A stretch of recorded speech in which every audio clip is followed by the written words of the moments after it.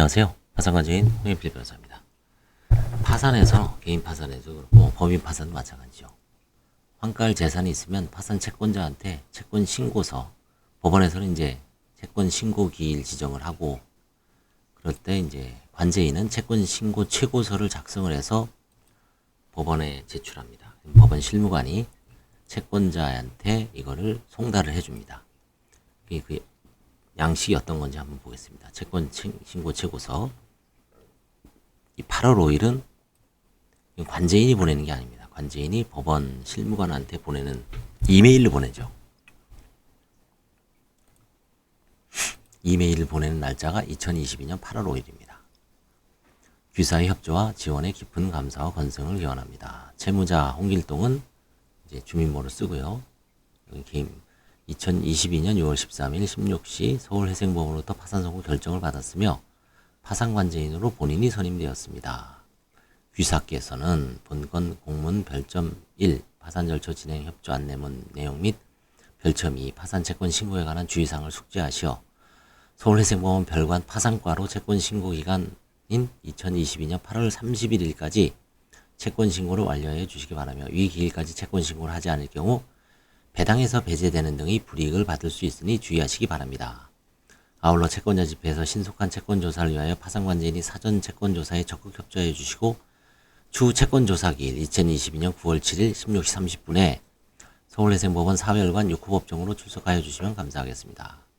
채권에 대한 이자는 파산선고 전일인 2022년 6월 12일까지 발생한 이자를 이자 채권으로서 채권 목록에 기재하여 주시기 바랍니다. 끝으로 채무자 홍길동의 파산 결정으로 귀사에 본의 아니게 손해를 끼치게 됨을 다시 한번 사과드리며 신속하고 성실한 업무 처리를 통하여 귀하의 채권이 조기에 배당될 수 있도록 최선의 노력을 다할 것을 약속드립니다. 채무자 홍길동의 파산관제인 변호사 홍현필. 이게 이제 접수 서류는 이건 뭐 사실은 파산 배당을 받는 극소수의 채권자만 쓰게 되죠. 사실은 뭐 1%도 안 될 겁니다. 파산 절차 진행 협조 안내문이 쭉 있습니다. 파산관제인은 채무자나 그 채권자와 아무런 이해관계 없는 자로서 법원이 파산 선고와 동시에 직권으로 선임합니다. 파산관제인은 채무자의 재산을 처분하여 파산 채권자에게 배분하고 채무자의 파산 원인 사실을 조사하여 채무자의 면책 여부에 대해서 의견 진술할 수 있습니다. 간혹 채권자 중에는 파산관제인을 채무자의 대리인으로 오해하여 관제인 협조 요청에 소극적이신 분들이 있습니다. 이럴 경우 파산 절차가 지연되거나 공정한 채권조사 및 채무자 조사에 어려움이 있을 수 있으므로 파산관제인 업무에 적극적인 협조 바랍니다. 채권 신고 시 유의하실 사항이 있습니다. 채권 신고를 부실하게 하실 경우 채권이 인정받지 못합니다.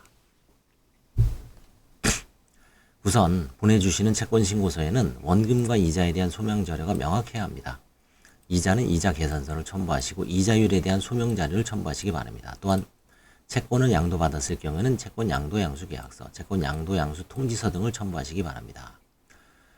원금과 이자에 대한 소명 자료가 부족할 경우 부인이 되어 배당을 받지 못합니다. 간혹 금융기관의 경우 공신력을 내세워 채무자가 제시하는 부채적 명원 등으로 간단하게 채권 신고를 하는 경우도 있는데 공신력 있는 금융기관이라고 하더라도 채권 내역이 부실하면 채권이 인정받지 못하게 됨을 유의하시기 바랍니다.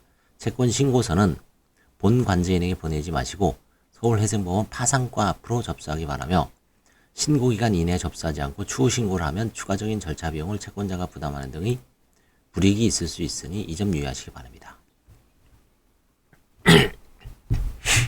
채권 신고 절차는 관제인이 주도하되 법원에서 보내고 법원으로 수신이 되는 서류입니다.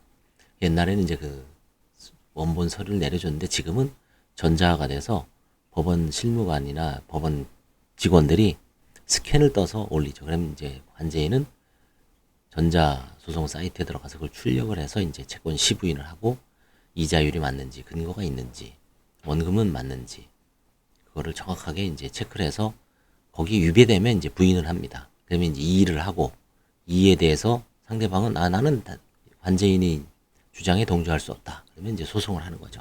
채권조사 확정재판. 법 382조 1항은 파산 선고 당시 채무자가 가진 모든 재산은 파산재단에 속하도록 규정하고 있고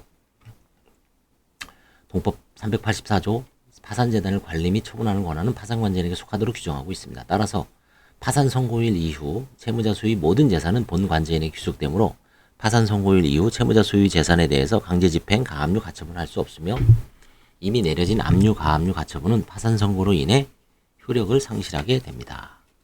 또한 진행 중인 소송이 있다면 소송은 중단이 됩니다. 다만 별채권자인 저당권자, 전세권자, 유치권자 등이 별채권 행사로 실행 중인 경매가 있다면 그 절차가 당연 중단된 것은 아니고 대개의 경우 절차가 계속 진행하게 됩니다. 별채권자는 본 파산 절차와 상관없이 절차 진행을 할 수 있지만 별채권 행사로 변제받지 못할 부족 채권액에 대해서는 그에 대한 소명자를 첨부하여 별도로 채권 신고를 하지 않을 경우에 배당에서 제외되게 됩니다. 제1의 채권자 집행 이후 채무자 소유 재산이 있으면 처분 절차에 들어갑니다. 또한 채무자 소유 재산이 없더라도 채무자가 부당하게 처분한 재산이 있을 경우는 본 관제인이 이에 대해서는 부인권을 행사하여 소송으로 되찾아오는 작업을 하게 됩니다. 재산 처분이 된 이후에는 재단 채권, 국세, 지방세, 4대 보험이 대표적입니다. 우선 변제하고 남은 금원으로 시인된 채권에 대해 안분 배당을 하게 됩니다. 재산 처분부터 배당까지는 통상 6개월에서 1년 정도의 기간이 걸리게 됩니다. 재산 처분은 관제인이 마음대로 하는 것은 아니고 시가 조사를 하고 법원의 허가를 받아서 재산을 처분하게 됩니다.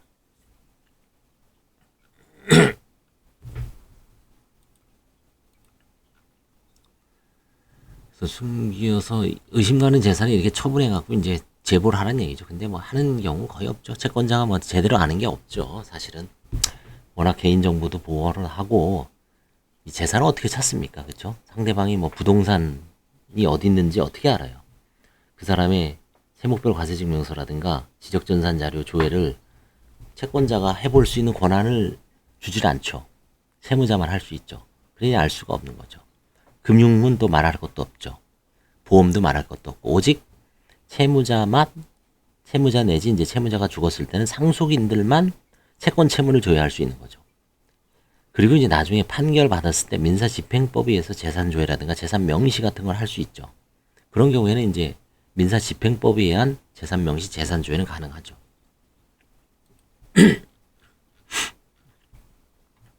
파산 채권 신고에 관한 주의사항. 이 파산 채권 신고에서는 이제 첨부 서류가 중요하죠. 증거 서류. 채권 신고 시 유의사항. 허위 채권을 신고하면 형사처벌이 대상이 된다. 그렇죠? 그다음에 파산 선고의 전일까지 발생한 이자를 이자 채권으로 목록에 기재해야 됩니다. 이런 거 없이 그냥 뜬금없이 언제부터 언제까지 이러면 이거 참 골치 아프죠. 그다음에 다른 사람, 직원이나 다른 사람한테 위임할 때 위임장까지 써줘야 됩니다. 파산채권 신고를 접수하면 이 접수증을 줍니다. 접수번호. 그다음에 신고 접수증을 교부합니다. 파산채권 신고서는 이렇게 돼 있어요. 이건 뭐 법원 양식입니다. 채권자 쓰고 대리인 있으면 대리인 쓰고요. 전화번호, 팩스, 그렇죠? 배당금 입금 요청 계좌 쓸 수 있습니다. 채권은 이런 식으로 원금, 이자, 손해금 합계를 쓰게 됩니다.